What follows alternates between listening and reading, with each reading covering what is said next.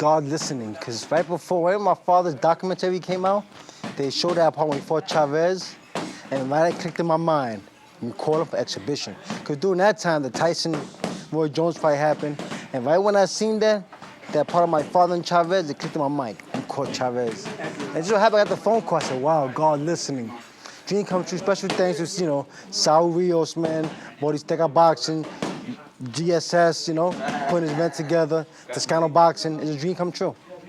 I still treat with the same respect. Chavez, the man if he's 58, the man if he's 60, he's still the Mexican great, one of the greatest for me. I mean, I love Chavez. I used to watch him fight. I was a big Chavez fan. So I treat it the same way, like I'm fighting Chavez from young. Exhibition, but it's still kind of personal. He beat my father. I know what's behind it. It's his last fight. And no way he want to look back his last fight. So I know he's coming 100% ready, so I come 100% ready. If I could, defend my father's legacy, defend my legacy, and put up a good fight. Oh, man, representing my father, June 19, means everything for me. Like a dream come true. That's why we tell him thank you. He opened my doors. I wouldn't be here because of him. Oh, he put the stamp in boxing. He did it his way, the way he wanted to. He brought that light to boxing. He was the entertainer. He paved the way for these fighters. I mean, you see the Canelo shows now, it's all about entertainment. The Macho Man brought that pizzazz. About 90% of fights you see fighting on TV right now, they're wearing Macho Camacho trunks. And I'm pretty sure most don't even know who they got it from.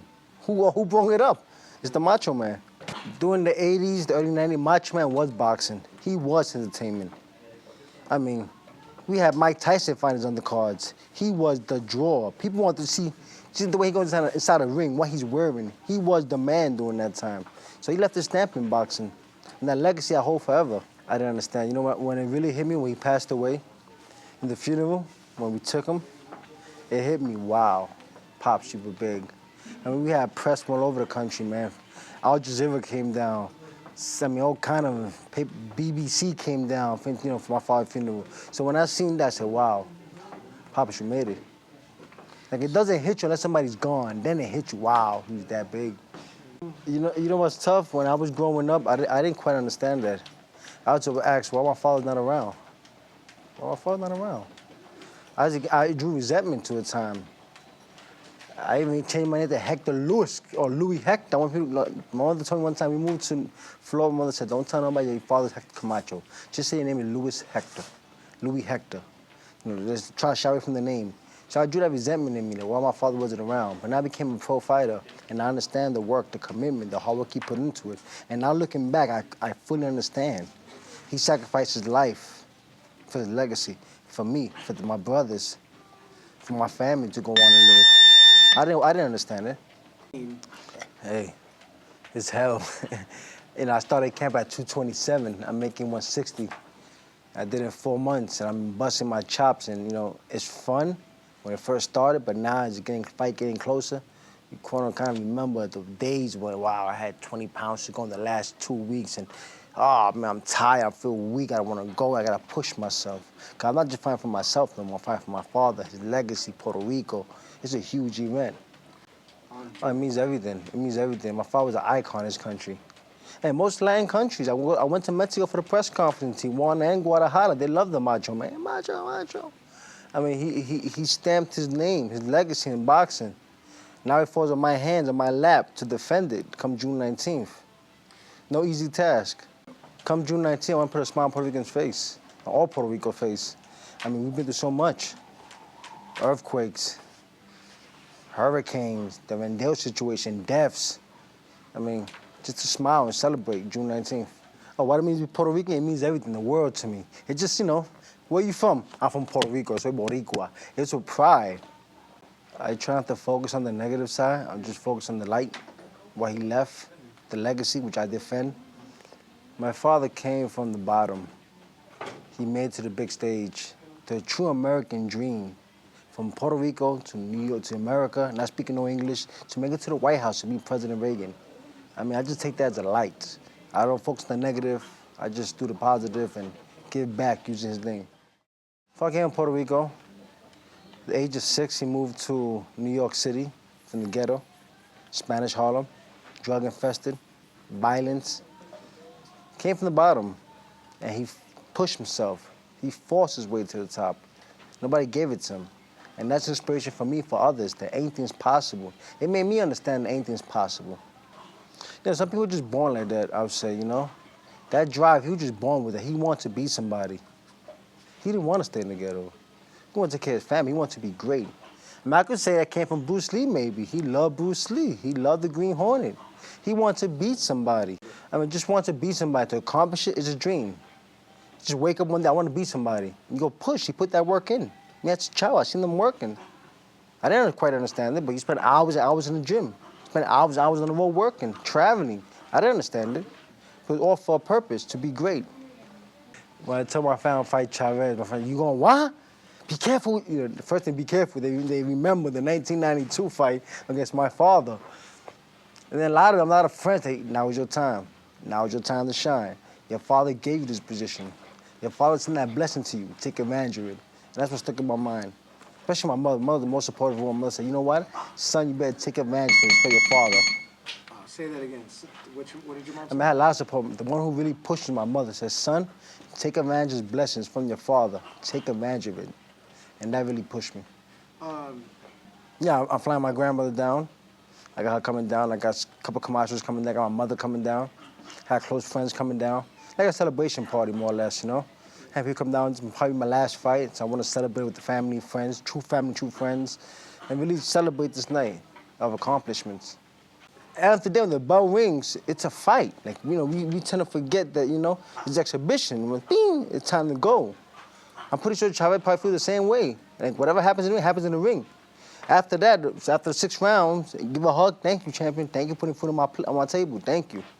And that's it, you know? But as soon as the bell rings, it's time to fight. It's time to match skills against skills. You know what? I was speaking to a good friend of mine. He said, Camacho, I don't think you have a choice to keep off you. You got to fight. And that stuck in my mind. So my whole game plan, not to become the youth and outbox him and move him, outspeed him. No, it's to fight him. I plan to fight him. Get the fans what they want. My last fight, what I got to lose? Fight him. Are you guys going to fight with headgear? Whatever he want to do. Oh, so it hasn't been decided yet? Hasn't been decided yet. He told me he want no headgear. I want no headgear. It doesn't matter. Whatever you want. So similar to what Tyson and Jones did? Pretty sure. Just heavier gloves and... I'm hoping we do light gloves. Oh, yeah, you want 10?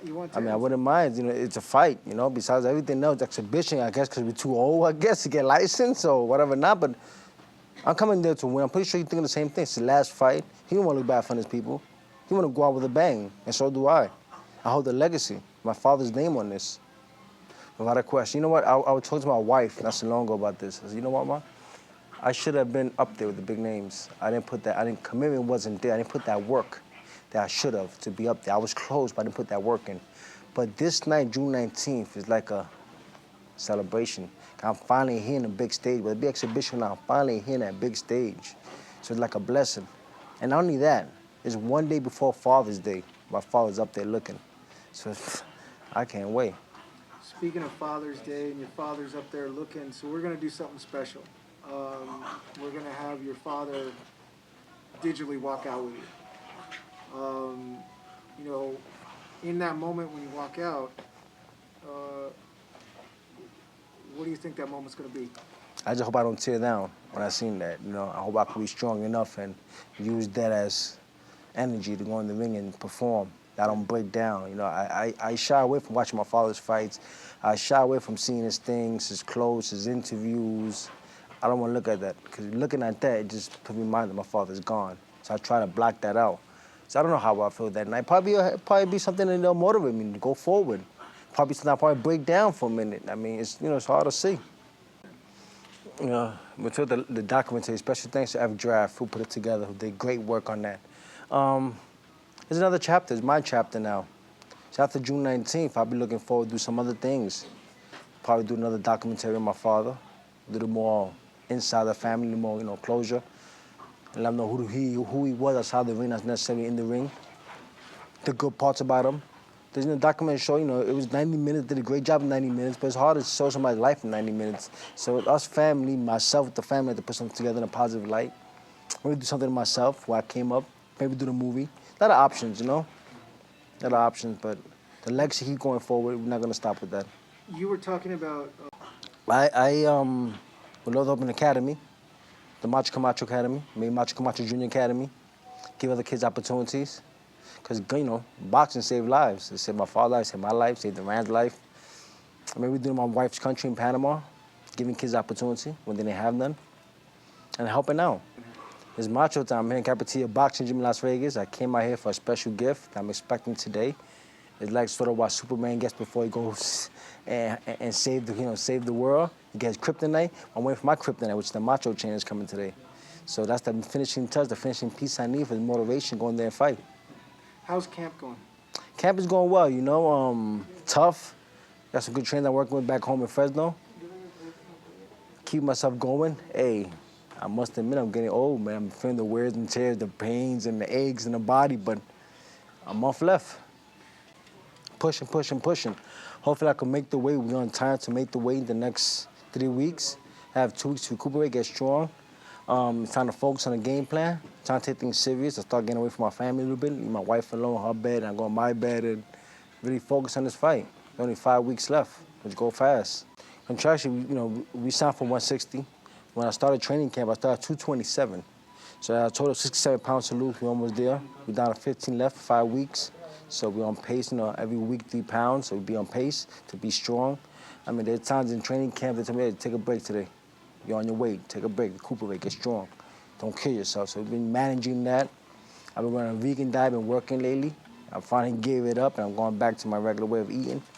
It feels good, you know. I got 5 more weeks left, so I'm looking forward to more pains and bruises for the next 2 or 3 weeks. And hey, it feels good, but I keep myself grounded. I'm with my family. I maintain home every time. My wife and daughter, I don't really go out. You know, I just shut myself down and train, go home, and that's basically what my life been the last past 4 months. It feels good, of course, to get recognized for something big is coming up. Thanks to Chavez team for accepting this fight, the exhibition. But it feels good, same time, you know, it keeps the name going, the legacy going. Give me one last time to perform, and it feels great. Talk about an MMA legend. No, man, this is great, man.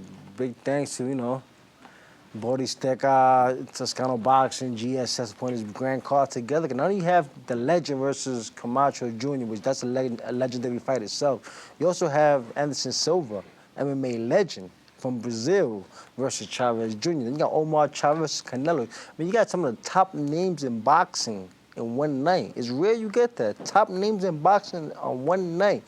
Might have Canelo there ringside watching his brother fight. You got Puerto Rico, you got Mexico, United States, you got Brazil. I mean, big name, big card. In front of probably 45, 60,000 fans in the stadium. You don't get any better than that. It's the last time the legend will be in the ring. I'll make sure it'll be the last time he'll be in the ring. It's macho time, come June 19th. What time is it? Macho time, baby. Can I just insert one more thing? Sure. Can you just talk about what the keys to victory are coming Okay. to the team? I believe the keys to victory is be relaxed in the ring. You know, I'm fighting in front of 60,000. I'm fighting against the legend's home in the legend's hometown. Everybody rooting against me, rooting for him. He be relaxed. Stay slick in there. Make it tough for Chavez. He's older. Make him use his legs more. Make him miss, slip, counter. You gotta fight a good game plan and stick to it. That's the key to victory.